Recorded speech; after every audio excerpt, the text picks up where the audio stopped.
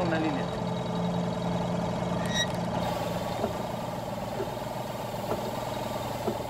Esto es lo que tenemos que hacer durante 200 kilómetros. Tienes que estar bien atento. Carros. La historia de la delgada línea amarilla es una premisa muy simple. Es la historia de 5 hombres que son contratados para pintar una delgada línea amarilla, ¿no?, en la carretera, en una estrecha carretera que une 2 pueblitos en México. Entonces, básicamente la película es el viaje de estos hombres pintando 200 kilómetros de carretera, perdidos en la nada, en medio del semidesierto de San Luis Potosí, ¿no? Esa es la premisa básica, la que a simple vista se ve, pero bueno, debajo de estas capas de asfalto pues están las historias de estos hombres que se van como entretejiendo poco a poco. Mira, me pasó que iba haciendo un viaje de carretera de Guadalajara a San Luis Potosí, iba manejando y de pronto se me cruzó una cuadrilla así tal cual, o sea, un chavo con su banderita, me pidió bajar la velocidad, como ya otras veces me había pasado, ¿no? A todos nos ha pasado, pero aquí la diferencia fue que en ese instante que nos frenamos, empezó a llover. Entonces estos cuates de la cuadrilla corrieron, quitaron su maquinita, su carrito y se taparon con unos plásticos amarillos, ¿no?, a orilla de la carretera, y se quedaron con sus plásticos tapados, y la verdad es que esa imagen se me hizo padrísima. Se me quedó, yo no sé si habrá sido como la luz del sol, como entró con las nubes, el desierto, los cactus, que dije, está increíble, o sea, qué padre imagen, qué padre contar la historia de unos señores que están pintando una raya, de qué hablan, ¿no? Como, dónde comen, o duermen aquí, y me empecé a hacer preguntas durante el resto del camino, y dije, yo creo que aquí hay una historia padre que podría ser la delgada línea amarilla. Además, nunca se ha hecho una película de alguna forma como homenajeando a estos hombres de las carreteras de México. Y al mismo tiempo me gustó porque me parecía que era una historia muy universal. En todo el mundo hay carreteras, en todo el mundo existen las rayas amarillas, y en todo el mundo hay hombres trabajando en ellas, ¿no? Entonces dije, creo que están como los elementos necesarios, ¿no? Y si le ponemos grandes actores, creo que podría ser una muy buena película de hombres trabajando contra la adversidad del clima y contra sus propios demonios, monstruos, ¿no? Y fue un poco como el nacimiento, como la semilla de la película eso. Toño es el encargado de la obra. Él les va a decir qué, cómo, cuándo y dónde.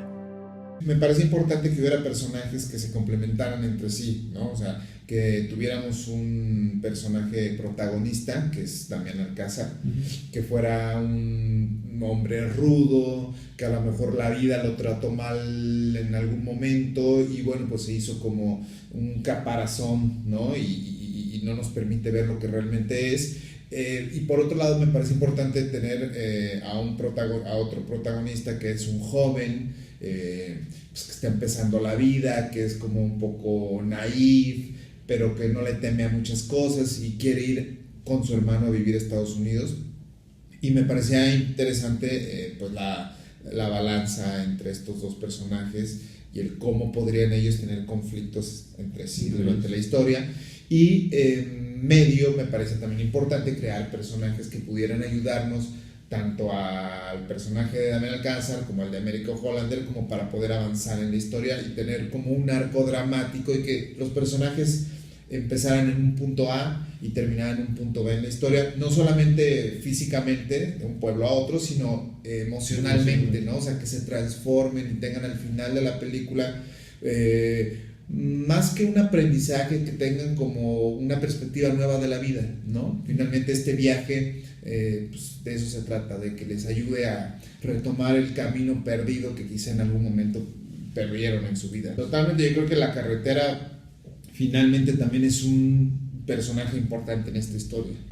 ¿Cuánto nos falta, don Toño? Tenemos 15 días para acabar el trabajo. ¡Qué pinche calor! Mira, a mí me parece importante tocar en el cine mexicano el tema de la masculinidad, ¿no? O sea, generalmente cuando hablamos o cuando mostramos personajes masculinos son muy muy machos, muy toscos, ¿no? Y me parecía importante, si es una película masculina, como dices, son 5 hombres que están prácticamente durante toda la película, pero si te fijas, muestran de pronto un lado como más sensible, ¿no? Se van como abriendo, es como, pues, de alguna forma un lado femenino, no de todos, ni todo el tiempo, pero se van abriendo y van creando estos lazos como un poco distintos a lo que normalmente vemos en el cine mexicano. Difícil, pues no me pareció difícil, me pareció que era necesario, que era importante tocar estos temas y mostrar al hombre desde otro punto de vista, un punto de vista más emocional, exacto.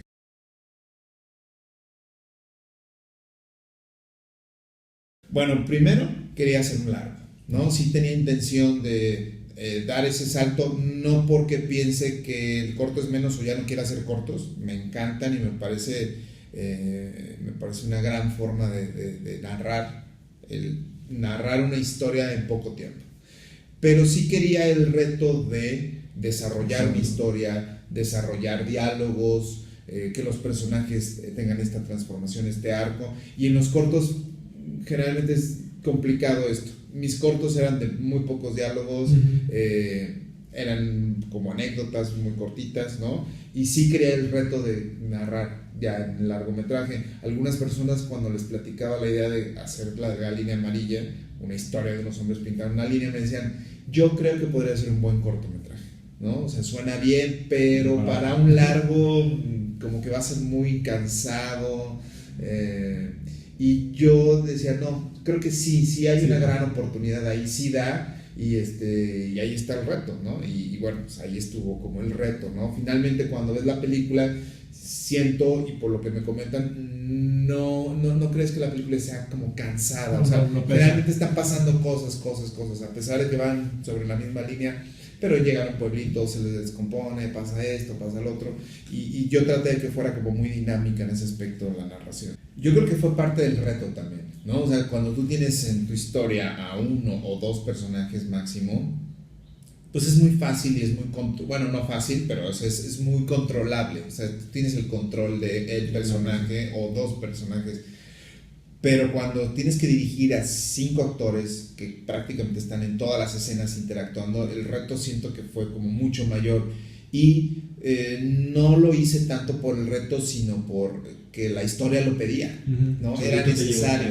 O sea, si iban a estar trabajando durante 200 kilómetros en la misma carretera, tenían que jugar, tenían que estar ahí en cuadro de alguna forma. Entonces, y acompañados todo el tiempo, finalmente no podías como separarlos demasiado, así es que dije, bueno, pues ni modo, la historia lo está pidiendo y el reto está ahí y bueno, pues hay que entrarle, ¿no? Sí fue muy desgastante filmar muchas de las secuencias por lo mismo, porque pues la puesta en cámara se complicaba, estábamos en medio del desierto con pocas horas de luz y teníamos que sacar todas las escenas, todos los planos, entonces sí fue un poquito desgastante, pero bueno, al final también hubo mucho apoyo por parte también de los actores, donde ellos también proponían, en algunos momentos proponían acciones, ¿no? Detallitos, miradas que finalmente enriquecen mucho la interacción y complementan mucho, y a la hora que estás editando, esos detallitos los agradeces muchísimo porque le dan mucha vida a las escenas, ¿no?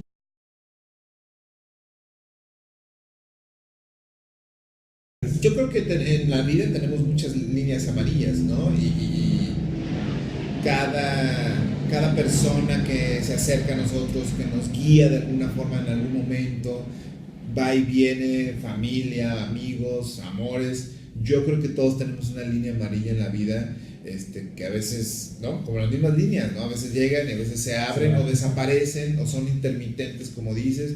Pero yo creo que sí, yo creo que todos tenemos, sí tengo definitivamente, y que me ayude muchísimo, y yo creo que sin esas líneas amarillas no hubiera podido terminar este proyecto, ¿no?